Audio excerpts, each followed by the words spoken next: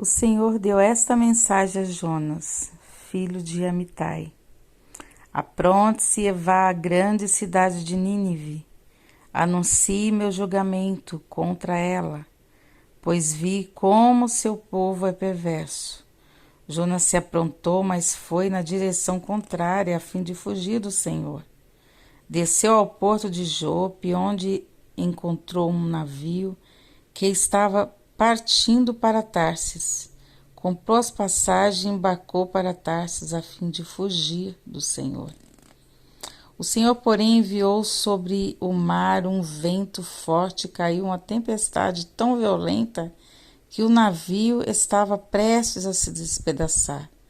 Com muito medo, os marinheiros clamavam a seus deuses para que os socorressem e lançavam a carga ao mar para deixar o navio mais leve. Enquanto isso, Jonas dormia profundamente no porão. Então o capitão desceu para falar com ele. Como pode dormir numa situação dessas? Disse: Levante-se e ore a seu Deus. Quem sabe ele prestará atenção em nós e poupará nossa vida. Então a tripulação tirou sorte para ver qual deles havia ofendido os deuses e causado essa terrível tempestade. Quando tiraram a sorte, elas indicaram que Jonas era o culpado. Por que essa terrível tempestade veio sobre nós? Perguntaram. Quem é você? Qual é a sua profissão? De onde vem? Qual é a sua nacionalidade? Quantas perguntas? Jonas respondeu: Sou hebreu, adoro o Senhor, o Deus dos céus, que fez o mar e a terra. Os marinheiros ficaram apavorados quando ouviram isso, pois Jonas já havia lhes contado que estava fugindo do Senhor. Por que fez uma coisa dessas? Disseram. E visto que a tempestade piorava cada vez mais, perguntaram-lhe: O que devemos fazer com você para que a tempestade se acalme? Jonas então respondeu: Jogue-me ao mar,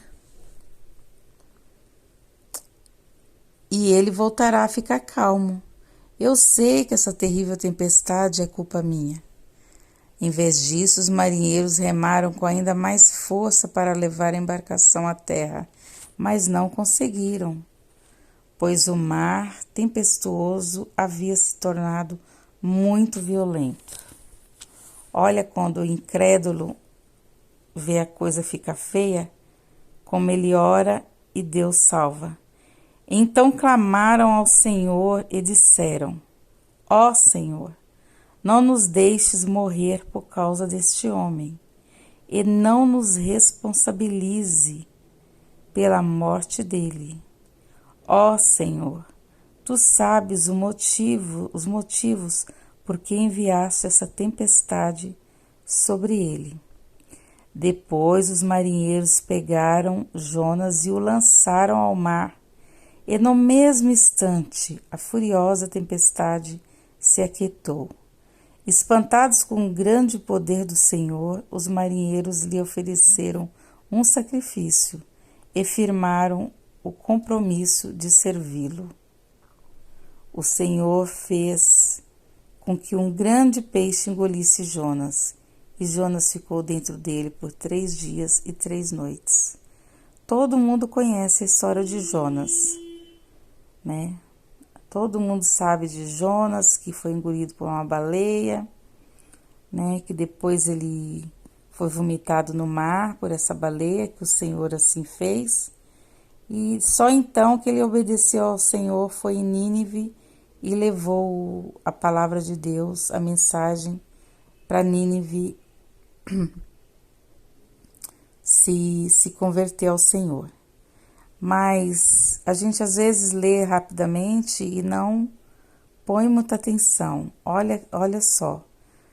No início a gente vê que os marinheiros eles clamam aos deuses dele para parar a tempestade e eles não veem efeito nenhum, né? Aí depois a gente vê, né? Depois que eles conversam com Jonas e Jonas explica quem é Deus e que Deus é o Criador do mar, do céu, da terra. Então, eles veem que o jeito é pedir para Deus. E aí, aqui diz claramente, então eles clamam ao Senhor. E depois a gente vê que eles fazem, depois que para a tempestade, eles jogam Jonas no mar, eles, espantados com o grande poder do Senhor, os marinheiros lhe oferecem um sacrifício, porque antes de Cristo era assim, né? Eram oferecidos sacrifícios ao Senhor, né?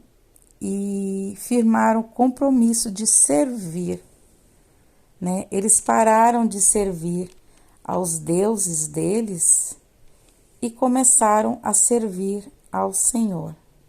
Veja só, Jonas, que não queria ir evangelizar em Nínive, acabou evangelizando até em Tarsis, indo para Tarsis, né?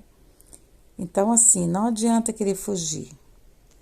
A palavra de Deus, ela cumpre aquilo que ela está proposta a cumprir, que é salvar, que é glorificar o nome do Senhor.